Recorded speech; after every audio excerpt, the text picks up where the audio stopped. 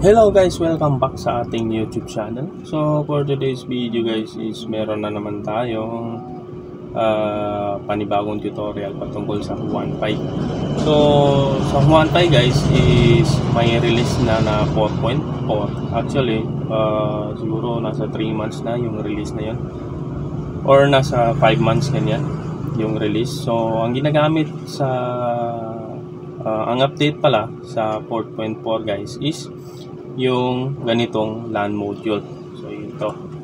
So ESP32 ito guys, yung dito niya. And automatic may LAN na siya guys. Yan. So ito guys, ipa-flash natin ito ng Huan Pi. So madali lang i-flash ito guys. Basta meron kayong USB TTL like ganito. So kahit anong klaseng USB TTL, pero yung sa akin nagamit is ganito na CH341 na TTL. So dito guys is meron siyang para jumper. Yan dito. Paano ba? Yan, ito siya guys. Ito yung jumper niya. So naka-indicate dito guys is dito sa likod. Kung makikita nyo, may 1 at saka 2 dyan. Which is sa 1 and 2 guys is ito yung hindi siya TTL, hindi ko kasi mabasa guys. Yan. Pero pag 2 and 3 guys, yung naka-jumper dito is magiging USB TTL siya guys. So kung mapapansin nyo dyan, di ba? 2, 3 is TTL. So dapat naka-jumper sa 2, 3. Ito. So kung mapapansin nyo guys, naka-jumper siya sa 2, 3. Then dito guys, dito nyo makikita yung mga RXD na TXD at saka ground and 5 volts. So yan yung ito yung gagamitin natin sa pag-reflash nito. Yan. So before tayo mag-reflash guys, kailangan din natin ng mga dupon nut. Yan, ganito. The dupon nut guys is itong ginamit ko na ground, which is yung ground ko is white. Wag kayong magbase sa wirings guys ha. Ang ginamit ko kasing ground dito is yung white na wire. Then nilagyan ko siya ng, or nag-cut ako dito, then nilagyan ko siya ulit ng another wire, which is ito, yung red wire. Yan. So para ma-replace natin to guys, kailangan may ganito kayo. Then dito ang gagawin kong positive guys is itong black wire. So ililink ko na lang ang description guys para ma-download nyo at may guide kayo guys. So dito guys, since na ito yung positive natin, yung black wire, so hanapin nyo dito yung 5 volts. So ang 5 volts guys is ito. Yan. So ilagay ko lang yun dito yung 5 volts. Ganyan. Yan, 5 volts. Then dito sa taas guys is yung ground. Yan, yung ground dito. So itong isa guys sa sa ESP ito yung kabilang side yung gagamitin natin dito sa USB TTL natin. Then ilagay lang natin dito guys, ano ba yung ground ko? White wire. So ilagay ko yung white wire dito sa ground. Then dito guys sa RX pati TX na hindi kasi makita guys, pasensya na. Kayo nang bahala dito kung anong gagamitin yung wire. So ang gagamitin kong wire guys is sa RX is yung ito, yung violet. Then sa TX na naman guys is itong gray, color gray wire. Yan. So ganyan na siya guys. So itong kulay blue, wala yan siya guys. Yan. Then pag okay na guys, nasaksak niya yung 4 na wire, punta tayo dito sa may LAN module na ESP. So ang unahin natin guys is yung positive natin. So ito yung positive natin. So hanapin nyo dito guys is yung 5 volts. So may nakasulat dito na 5 volts. Doon kayo sasaksak. So for example ito, may 5 volts dito. So ito yung ilalagay ko. Dito ko ilalagay yung 5 volts. Yan, di ba? 5 volts. Then sunod is yung ground natin. So sa ground guys, meron kayong makikita dito sa pinakataas, may 100 dyan at saka ground. So doon nyo ikakabit itong dalawang wire na nilagay natin guys. So dito dalawang wire sa ground and 100 na pin. Yan. So ganyan yung mangyayari guys, di ba? Then yung sa taas niya guys, yan yung RX pati TX. So kung mapapansin niyo dito guys, yung RX is ang kulay niya ay itong purple. Ay violet ba ito? Violet. So yung RX dito guys, ilalagay natin dito sa TX dito sa taas. So may sulat din to, kung may makakabili kayo nito guys, may sulat din. So ilalagay natin itong RX na galing sa USB TTL papuntang dito sa TX dito sa may module natin. So ito yung TX guys sa taas. Yan.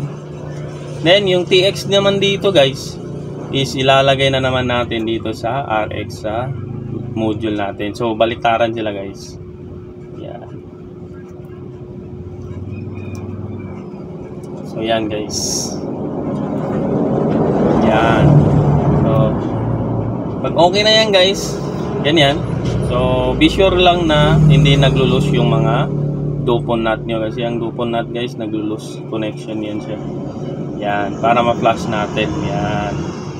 So okay na siya guys. So ngayon guys is itatry na natin i-flash itong LAN module na to. So puntahan natin ang ating PC guys.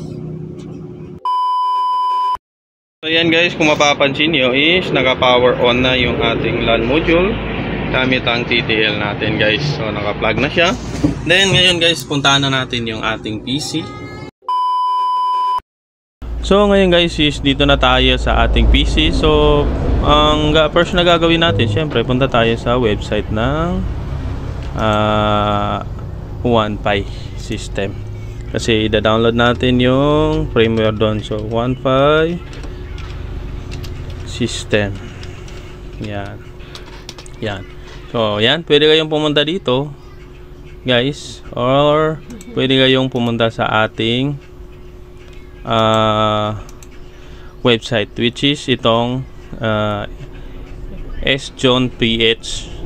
So ito yung gawa ko guys.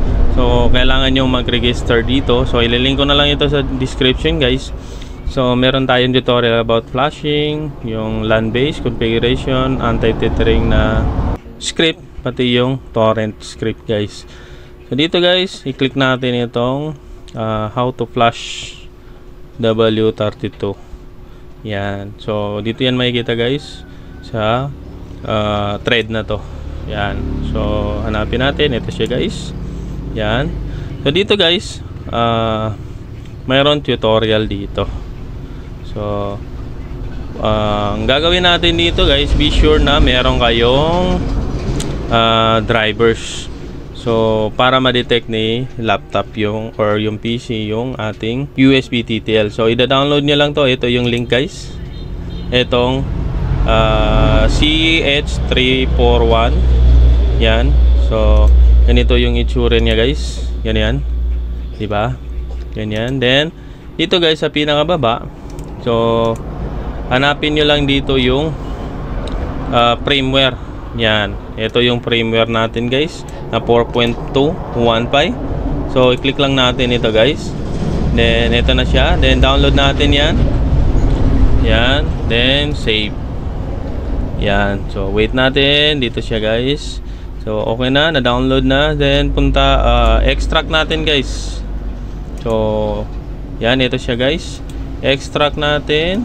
Extract. Then sana yun. Ito siya guys. Release. Then LAN base. Then ito siya. Then ito na. Di ba? Goods na siya guys. Dito na siya. So ang first na gagawin natin is punta kayo dito sa device manager. Di ba? For example is hindi na di-detect yung port nyo dito. Is dito kayo pupunta. Dito sa ports COM and LPT. Yan. So kung mapapansin nyo, ito siya guys, na-detect yung ating USB TTL, kaya good siya. So tandaan nyo lang guys, nasa COM6 siya. So nasa COM6 siya. Then punta kayo ulit dito sa ating flash your tool, then right click kayo dito guys, then run as administrator. So kung mapapansin nyo guys, diba COM6 siya, so which is ito yung ating USB TTL, then i-type nyo lang dito guys, for example is COM6. So nakadepende sa inyo guys kung anong serial port yung gamit nyo or na-detect ng inyong PC or laptop. Then after that is enter lang natin guys. Yan. So yan, di ba? Nagpa-flash na siya. Waiting na lang natin guys. Yan. So napakadali lang i-flash ito guys.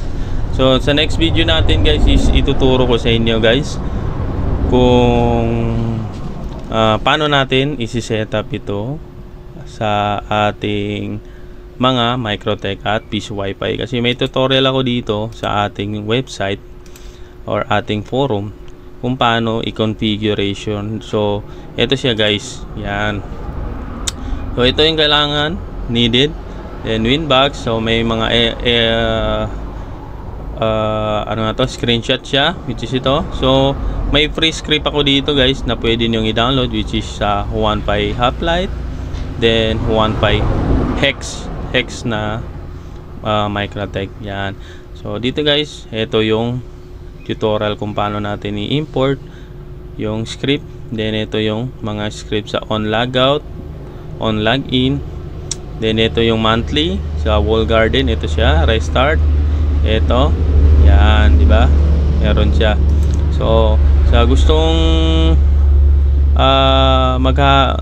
naghahanap ng mga anti-brownout, yung power interruption, meron din dito guys. Yan, ito siya guys, may tutorial. Ito yung code niya guys. Yan, di ba? Sa anti-tethering na naman, so meron tayong code about dyan. So ito siya guys.